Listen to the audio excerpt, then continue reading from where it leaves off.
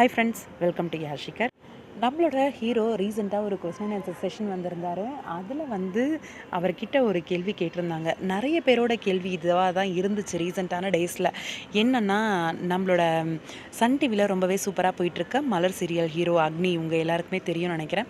அவர் கொஞ்ச நாள் முன்னாடி அவரோட ஹெல்த் இஷ்யூஸ் காரணமாக அந்த சீரியலை விட்டு விலகியிருந்தார். அந்த சீரியலில் மறுபடியும் வருவீங்களா அப்படின்ற மாதிரி நிறைய பேர் கண்டினியூஸாக அந்த கமெண்ட்ஸ்லேயும் சரி, அதே மாதிரி அவர் ஏதாவது ஷேர் பண்ணாலும் அதில் கேட்குறது கண்டினியூஸாக இருந்துக்கிட்டே தான் இருந்தது. ரீசெண்டாக ஒரு கொஸ்டின் அண்ட் ஆன்சர் செஷனுமே வந்திருந்தார். அந்த கொஸ்டின் அண்ட் ஆன்சர் செஷன்லேயுமே ஒரு கேள்வி கேட்டிருந்தாங்க. மறுபடியும் அக்னியை மலர் சீரியலில் ஒரு கம்பேக் கொடுப்பீங்களா அப்படிங்கிற மாதிரி ஒரு கேள்வி கேட்டிருந்தாங்க. இவ்வளோ நாள் கேட்ட கேள்விக்கு எல்லாத்துக்குமே பதில் சொல்கிற மாதிரி ரீசெண்டாக அந்த கேள்விக்கான பதிலை அவரே சொல்லிட்டாரு. அவங்களோட அன்புக்கு தேங்க்யூ அப்படின்ற மாதிரி ஒரு விஷயத்தை சொல்லியிருக்காரு. But it does not work like that அப்படின்னு சொல்லியிருக்காரு. My contribution in Malar is over அப்படின்னு சொல்லியிருக்காரு. மலரில் அவரோட பார்ட் முடிஞ்சு போச்சு அப்படிங்கிறத தெளிவாக சொல்லிட்டாரு. இதுக்கு மேலே ரசிகர்கள் அந்த கேள்வியை கேட்க மாட்டாங்க அப்படின்னு தான் நினைக்கிறேன்.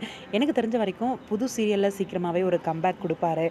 ஏன்னா ஹெல்த் இஷ்யூஸ் காரணமாக தான் அந்த சீரியலை விட்டு விலகியிருந்தார். அவருக்கு சன் டிவி சீரியலுக்கு அப்புறம் இன்னுமே ஃபேன் பேஸ் ஜாஸ்தி ஆகிடுச்சு.